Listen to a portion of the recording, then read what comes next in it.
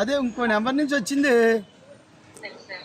ఇంకో నెంబర్ నుంచి ఫోన్ వచ్చింది, ఏం అడగలేదు. ఇప్పుడు ఈ నెంబర్కి చేస్తే ఇప్పుడు ఏమని ఏమని అడుగుతారమ్మా?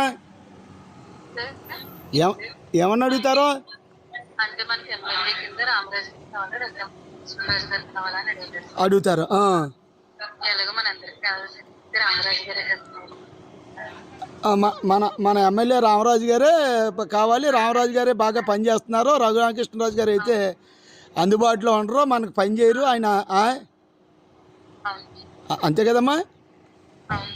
కార్యకర్తలకు ఉపయోగపడరు రఘురామకృష్ణరాజు గారు అని చెప్పాలి కదమ్మా. ఎలాగో మనకి కావాల్సింది రామరాజు కాబట్టి ఆయన గారే.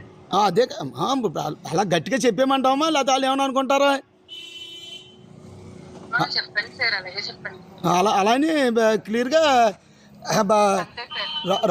రఘురామకృష్ణ కావాలి, రామరాజు గారు వద్దు, రామరాజు గారు కావాలి. రఘురామకృష్ణరాజు గారు అయితే ఇక్కడ ఆయన ఉపయోగపడ్డ ఎవరికైనా, రామరాజు గారు అయితే ప్రజలతో ఉంటాడు,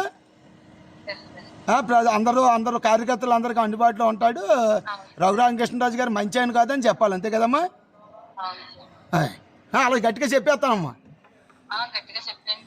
గట్టిగా చెప్పేస్తాం, మనమాలని చెప్పేస్తాం.